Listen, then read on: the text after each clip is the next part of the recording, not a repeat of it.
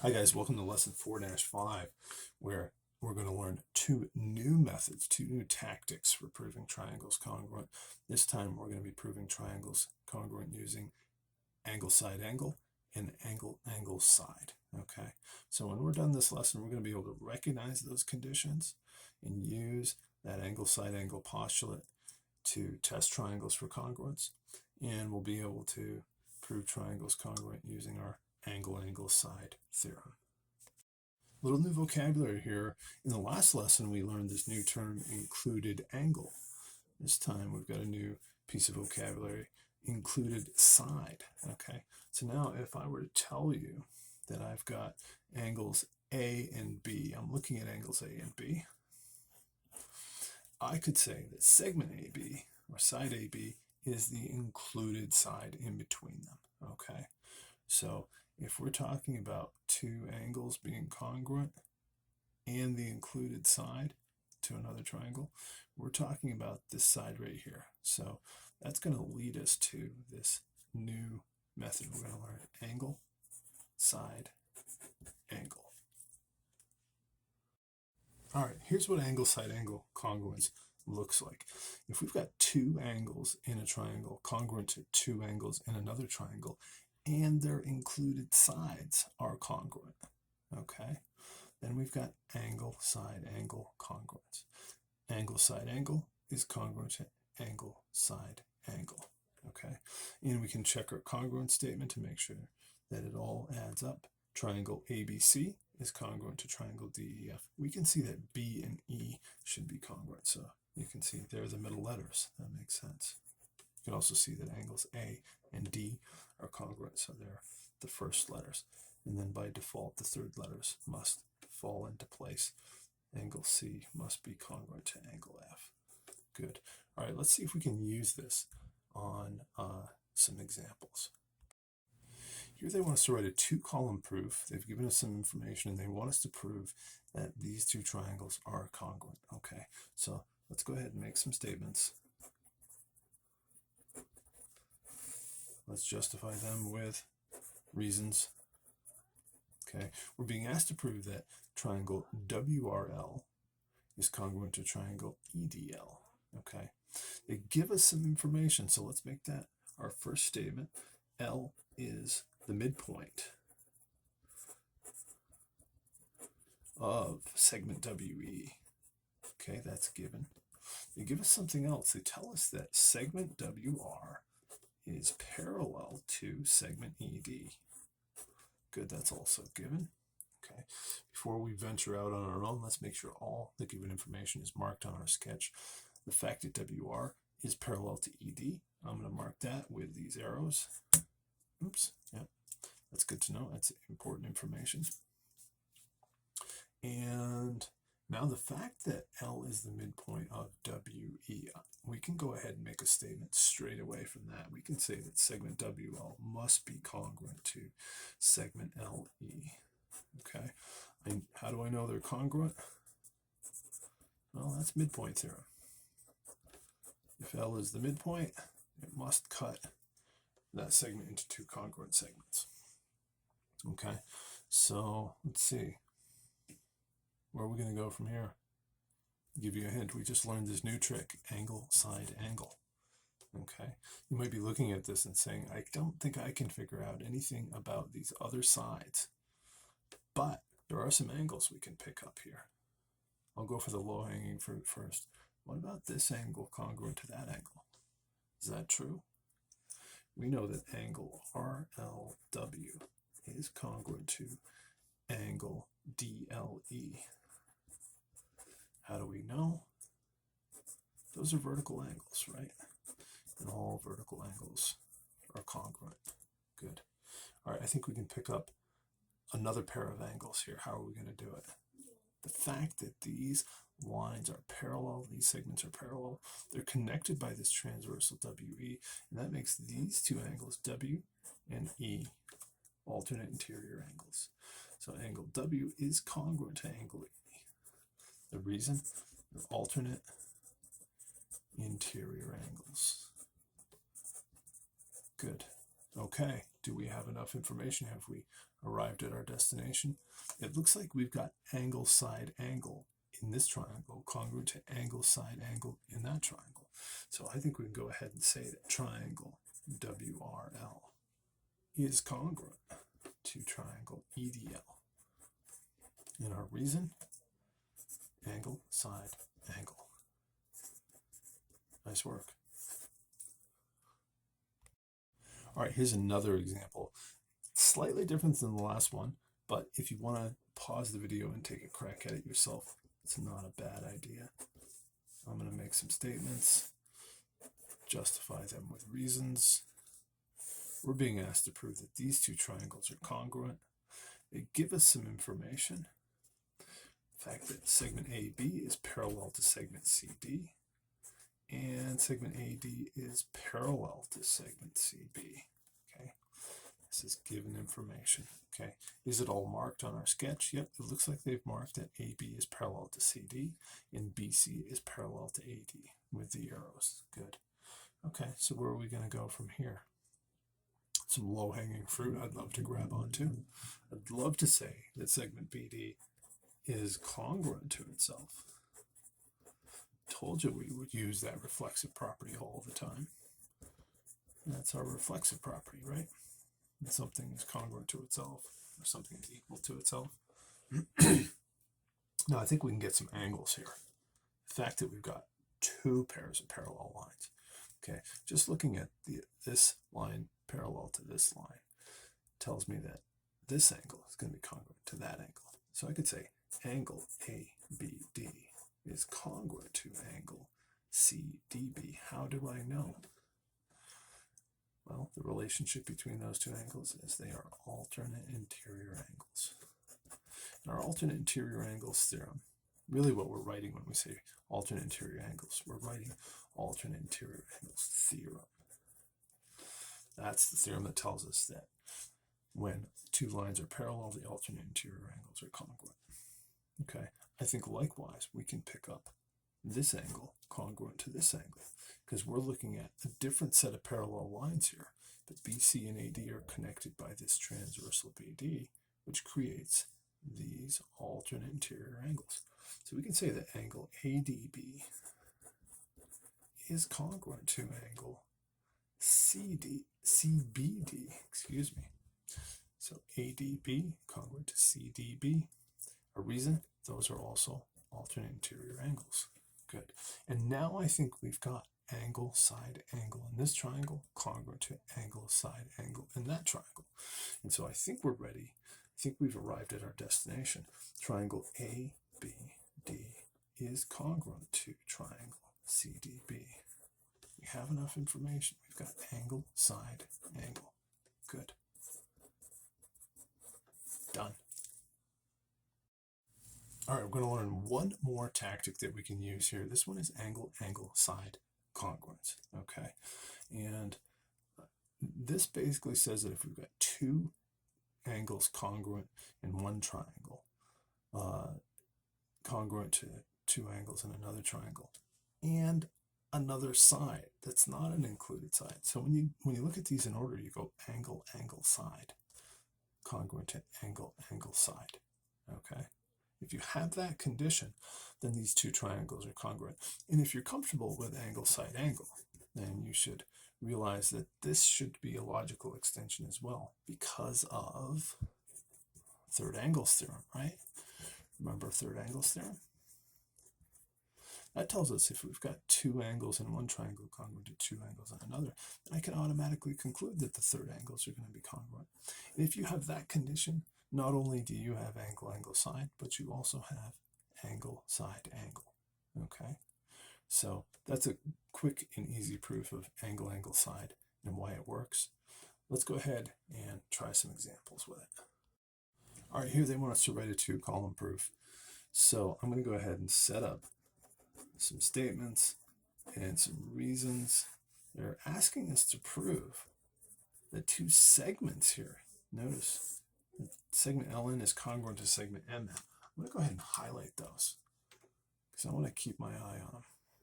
That's what we're after. If we can prove those two segments congruent. Okay. And they give us some information here, telling us that angle NKKL is congruent to angle NJM. Okay, that's given. And they also tell us that segment KL is congruent to segment JM. Also given. Good. Okay. How are we going to prove that these segments are congruent? Let's first mark what we know. Okay. They tell us that KL is congruent to JM. All right. I'm going to do this. I'm just going to draw these guys. Okay. Because these lines intersect, so it'd be hard to mark with hash marks that they're congruent. But I'm going to indicate that they're congruent just by doing that. Okay. And they're telling us that angle NKL is congruent to angle NJM. I'm going to mark that on our sketch as well. Okay, so I'm going to point out that segment LN and segment NM are segments in triangles. Okay, and since these triangles overlap, it might be a little confusing as to which triangles we're talking about. Okay, are we talking about these triangles here, or are we talking about these larger triangles? Okay, since I know this whole side JM is congruent to this whole side LK, I want to look at the larger triangles. Okay, because if I look at the smaller triangles, I don't really have enough information to correlate any sides. But I think if I'm looking at these larger triangles, I think one of my intermediate goals could be to prove those two triangles congruent, because then I could use that trick, remember, CP/CTC, to prove that these corresponding parts of our congruent triangles are congruent. All right, how are we going to get these triangles congruent? I've got an angle, and I've got a side. We just learned this new trick, angle, angle, side. I wonder if we could put this into use.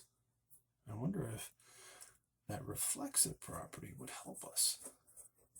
Giving you a hint here. Anybody see how I'm going to use the reflexive property to pick up another piece of the puzzle? Okay. I'm going to declare that angle N is congruent to itself. That's a neat little trick, huh? Now I've got angle, angle, side congruent to angle, angle, side in this other triangle. So let's make a congruent statement. Let's make sure we get the letters in the right order. I'm going to say triangle JNM. You can put the letters in any order you want in the first triangle and just make the letters in the second triangle match. So JNM must be congruent to KNL. Okay, and what's my reason? That's angle, angle, side. Okay, now that I know these two triangles are congruent, I know all of their corresponding parts are congruent. I can declare any of them I like, especially the ones we were being asked to prove. Segment LN is congruent to segment MN. My reason? CP/CTC, corresponding parts of congruent triangles are congruent. And that is a good proof. All right, here's a really interesting problem. This is, we're going to be going through our proof process without all the extra clutter, if you will. We're not going to make statements and reasons. We're not going to write two columns, but we're going to be using the exact same reasoning process. So you'll see why knowing those proofs is important. Dave designs a paper template for a certain envelope. He designs the top and bottom flaps to be isosceles triangles, you can see here, that have congruent bases and base angles. And they've marked those there. Okay, so our bases are congruent and our base angles are congruent. If EV equals 8 centimeters, so EV here, this is 8 centimeters long, and the height of the isosceles triangle is 3 centimeters, find PO. So a height is, we draw, hopefully you remember, the height of a triangle is, we draw an altitude, and we come down at a 90-degree angle here. Okay, I'm going to see if I can get a 90-degree angle here. See if that actually comes right down through our vertex. Yep, I think it does. And connect. So if I connect these, I'm going to get an altitude, and they're telling us that altitude or that height is 3 centimeters. Okay, good. Could we find PO? So that's this guy over here. Okay, I'll highlight it. How in the heck are we going to get that? Okay, well, we're going to do actually two proofs here. We're going to prove that first that these two triangles are congruent. Okay, and if this is a height and this is 90 degrees, well, then this is 90 degrees as well. And since this height is congruent to itself, I can say that this triangle here is congruent to this triangle here by angle, angle, side. Okay. And if these two triangles are congruent, then all of their corresponding parts are congruent, including these two pieces here. And if these two pieces are congruent and EV is 8, well, then this one must be 4. Okay. See where I'm going with this? And now I can drop some Pythagorean theorem on it, can't I? I could say 3 squared plus 4 squared equals x squared, or c squared. Hopefully you recognize this as a Pythagorean triple. If you don't, you can crank it out. You can say 3 squared plus 4 squared equals c squared, and you're going to find that this side is 5. Good. Okay.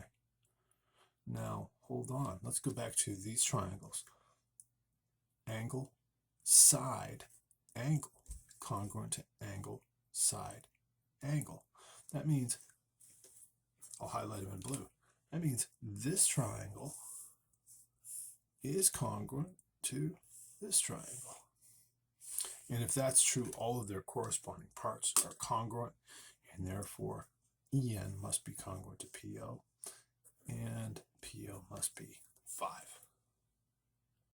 All right, here's a fun multiple choice question. The curtain decorating the window here forms two triangles at the top. B is the midpoint of segment AC. They tell us that AE is 13 inches and CD is 13 inches. segment BE and segment BD each use the same amount of material, 17 inches. Which method would you use to prove triangle ABE is congruent to triangle CBD? So ABE congruent to CBD. Well, let's look at what they give us first. They tell us that B is the midpoint of AC, and therefore I can conclude that this segment is congruent to that segment. Okay, so we've got sides. They also tell us that AE is 13 and CD is 13. Well, if they have the same measure, they're congruent as well. So we've got side, side. And then they tell us that segment BE and segment BD each use the same amount of material, 17 inches each. And if they have the same measure, then they're congruent as well. So which method would I use to prove these two triangles congruent? Side, side, side. All right, so I want to use this slide to do a quick summary of the new tactics that we've learned. We have learned that you can use side, side, side to prove two triangles congruent. You can use side, angle, side. That one worked as well. And then we moved on and we said we can use angle, side, angle. Okay. And we can use angle, angle, side. There's two that you can't use, okay? And these are the ones you can't use. Angle, angle, angle doesn't work, okay? And we're going to see why in just a second. And also, angle, side, side doesn't work, okay? Now, I know when I was in 9th grade, my geometry teacher told us that side, side, angle doesn't work. But guess what? I found students remember this one much easier. Let's take a look at why these two don't work. Okay, here is our summary of all of our conditions that do work. Side, side, side works. We can use it. Here's what it looks like. Side, angle, side works. This is what it looks like. We can use that. Angle, side, angle works. That's what it looks like. We can use it. And angle, angle, side also works. That's what it looks like. We can use it. Here's why angle, angle, angle doesn't work. Both of these triangles have 3 sets of congruent angles. Can you see why they're not congruent? They could be completely different sizes if you don't know at least one side, right? And we'll study these guys more in chapter 7 when we talked about similar triangles. These two triangles are not congruent, but they're similar because they have the same shape, same proportions. but they are not congruent. Okay. And this is why angle side side doesn't work. Okay. Notice in these two triangles, I've got angle side side, and this angle happens to be acute. I can get the same angle side side, but this angle happens to be obtuse. Okay. Angle side side congruent to angle side side does not prove that you have congruent triangles because of this, what we call the ambiguous case, which we'll study more. You'll study more in Algebra 2 and pre-calc.